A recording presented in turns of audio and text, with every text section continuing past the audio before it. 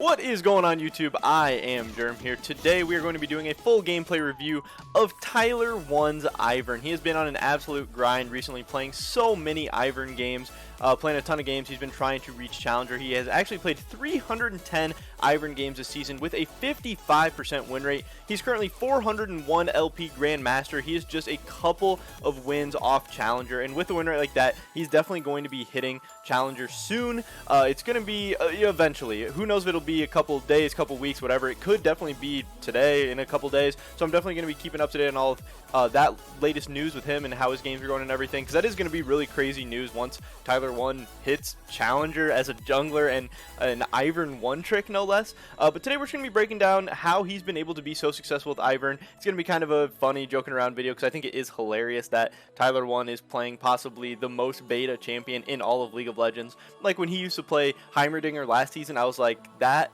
might be the funniest champion for TYLER1 to play. But now that he's playing IVERN, that's definitely a new level. I think IVERN might actually be the least TYLER1 champion ever. But he's been very committed to trying to get to Challenger as a jungler. So in this video, we're going to be showing how he's just been able to do that. First of all, I want to go through his IVERN rune page. It is actually, in this game, it is Summon Airy with Nimbus Cloak, Transcendence, Water Walking, Futures Market, and Cosmic Insight. All of those are going to be very, very good with IVERN. You can see he is starting with the Hunter's Talisman and the pots. He goes for the red buff. Starts it out, smites it away right away. He dropped this early ward right here just to make sure nobody was invading him, because obviously IVERN can be really weak to early game plays and stuff like that. He started out Q, and then he's going E second. He's going to put a point in W at level 3, and then he's going to max E after that. He then starts up his Wolves, and he's going to just go into a full bot side clear here, just picking up all of his buffs.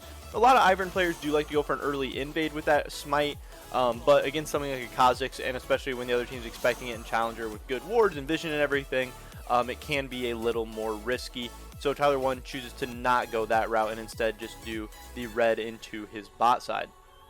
He does look for the invade here, but I don't think he's going to be able to find anything, because Kha'Zix did start his bot side. He has the Raptors up, but TYLER1 does not have a smite charge for 28 seconds, so it's going to be a little more difficult. He's actually looking for a bot side gank, because we can see the Misfortune and Set have Prio there pushed up. TYLER1 actually has elite support on his team, which I did not know was something going on in Challenger. Might have to look into that a little bit as well. But he's going for the level 2 gank. IVERN definitely has very, very good level 2 ganks with his Q. He can also be pretty safe with his E. Doesn't have to really risk being killed off or anything.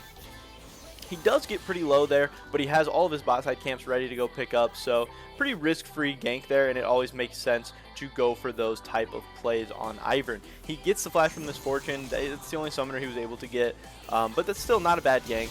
Set does actually come up, and he tries to flash onto TYLER1, but TYLER1 does have those Challenger level reactions, even if he is only a high Grandmaster player, and he's able to survive. But you do have to be careful about stuff like that for IVERN, because people are going to be constantly trying to harass you, but his team is able to punish it. IVERN does survive, then gets a shield onto the Ezreal, picks up an assist on the first blood, and TYLER1 is in business here, helping out his team pick up the first kill of the game. Then is able to continue picking up the rest of his bot side, gets the scuttle. This is a very, very great start for IVERN. IVERN, you're obviously a very supportive jungler. You're not worried about getting kills. You're not worried about anything like that. You just want to be able to farm up and get assists if you can, hopefully help your team get some kills. Again, you have decent early ganking, but you need to know where the other jungler is, because on any of these ganks, if Kha'Zix countered TYLER1's ganks here, his team would be so screwed. Kha'Zix would come in and absolutely clean up the fight, because IVERN is super weak early, even though he does have some CC in the early game. So you constantly want to be pathing away from the other jungler, trying to stay safe, stay alive. I think I accidentally turned off the, I want to have the objective timers on so I can actually see when the camps are spawning and stuff. But yeah, so that's just something you need to keep in mind when you're playing IVERN. That's something that TYLER1 has been doing well. Here we actually see the Kha'Zix is topside as he's going for a topside play, so this could end up being a little risky. Could be interesting, especially because Kha'Zix is a level up on TYLER1, but Aatrox is a level up on the Ornn as well. And just kind of trying to bait them in, trying to hover his Aatrox here, and he actually gets the Kha'Zix to go for the engage, and they get the flash of the Kha'Zix, and TYLER1 is able to pick up an easy kill there. I think that was a very, very nice play by him. I think he suspected, obviously, that the Kha'Zix was top lane. His Aatrox was trying to crash the wave. Kha'Zix thought that the Aatrox was overextended, but it actually ended up being a perfect bait by TYLER1 and the Aatrox to get him in there. And then they actually get Ornn to flash away on this tower dive, and they're able to pick up another kill, and that's actually pretty funny. That is onto Sanchovies, who TYLER1 and Sanchovies are always going back and forth. So now IVERN picked up a kill there, Aatrox picked up a kill there. Elise actually had a very, very good roam up to the top side because Elise is amazing at tower dive. She was able to help juggle the tower aggro. They got the flash off the Kha'Zix, the flash off the Ornn, picked up a ton of kills. TYLER1 so far with 100% KP, 1-0-2, off to a great start. There he recalls, gets Mobies, and he actually picked up the Dark Seal before, so it has 3 stacks now. He's in a very, very good position. And he's helped out bot, gotten sums. He's helped out top, gotten sums, gotten them some kills. Team is looking to be in a very, very good spot, and this is all, again, by some just very, very standard jungling by TYLER1. He suspected Kha'Zix to be topside, goes for the bot side. Then he sees Kha'Zix might be looking at his Aatrox topside, so he decides to cover and picks up a free kill. Very, very sound, fundamental jungling by TYLER1, who, again, he's played like almost 2,000 games of jungle at this point. He is a jungler. He knows what he's doing. He has very, very good jungling fundamentals, game sense, game knowledge, all of that stuff. So even though he wasn't AD carry for so long, you can definitely learn jungling stuff from TYLER1 at this point because, again, he's a couple wins, 2-3 wins away from being a challenger level jungle. He heads bottom there, picks up another assist. I think he lost his 100% KP. He actually did. Hold on 1 second. I'm about to sneeze. He did lose his 100% kill participation. I'm not sure who actually died. I think Kha'Zix died to the Cassiopeia.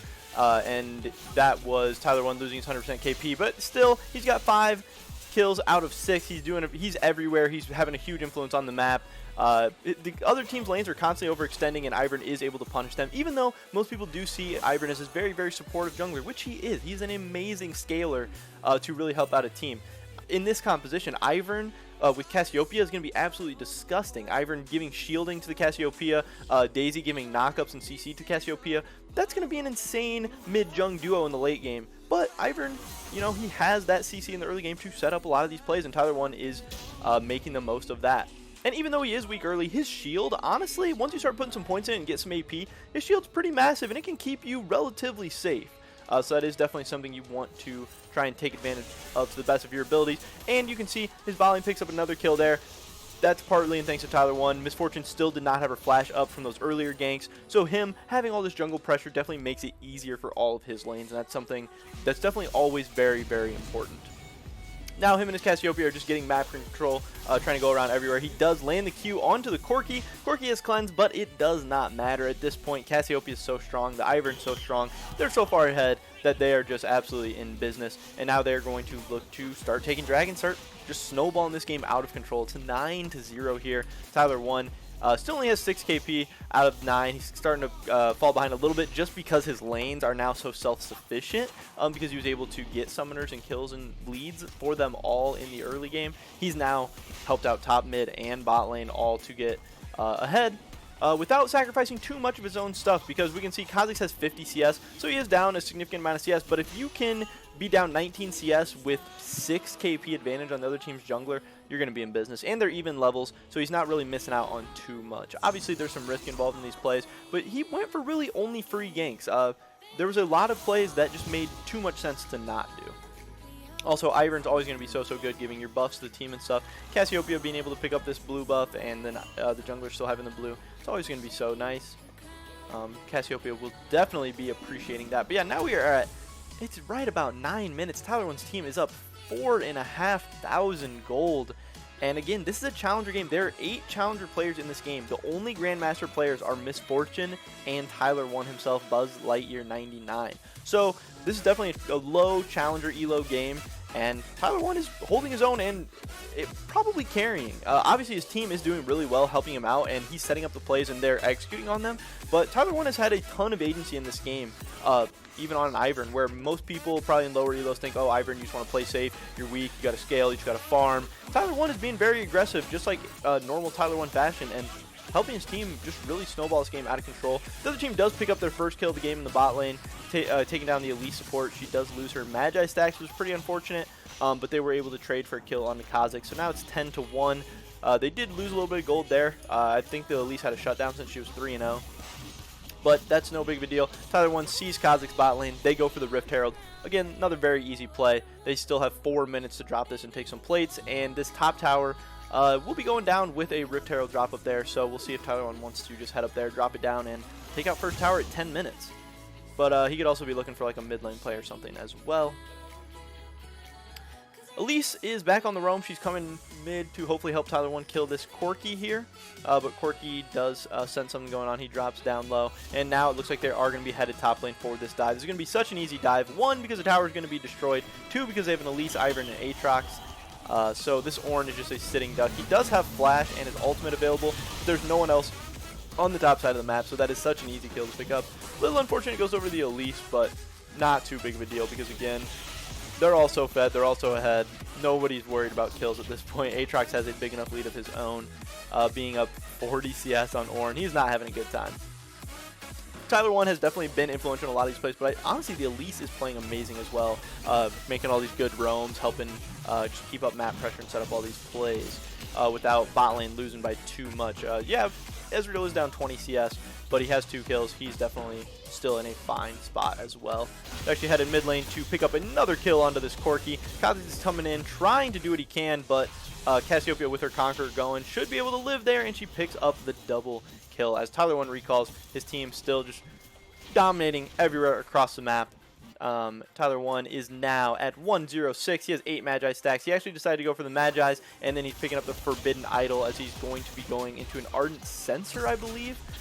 You're always trying to get these early support items on IVERN because they're just so cheap, they're so influential, they're so good. Ardent Censer, Redemption, anything like that is going to be amazing. Athene's Unholy Grail also going to be really, really good on IVERN. And they are able to pick up another kill, and this game is just absolutely snowballing out of control. This will not be a long one, I can promise you that. TYLER1 with the 10 Magi stacks.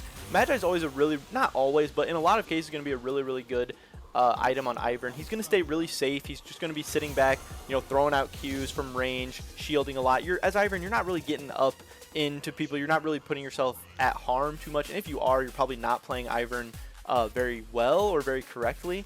TYLER1 in his 310 IVERN games, he averages 2.5 deaths per game. It's by far his least deaths on any champion. So you're not going to be dying very often. So Darksteel, Magi's, all this stuff, going to be very, very good buys. And if you are dying a lot, again, you're probably not in a good spot anyway, so you're probably doing something wrong. But if you're playing well, you're playing correctly, you shouldn't be worried about too many deaths.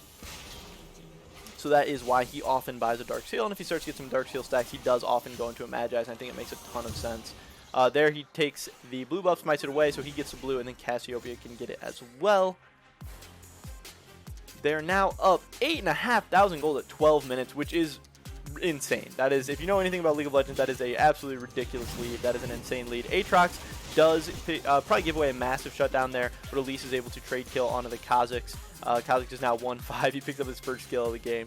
TYLER1 sitting at 1-0-8 at 13 minutes. He has only 50% KP now, but again, that's just because his team is doing so well. In the early game, he was definitely a part of most of, if not all of the kills that really got this game snowballing out of control. He should be able to pick up another plates here. He always is using his Daisy when he's trying to make a play. His first Daisy ultimate was going for the dragon, helping Daisy tank that, get some autos down on that, and then now looking for this dive here. He spawns a Daisy before.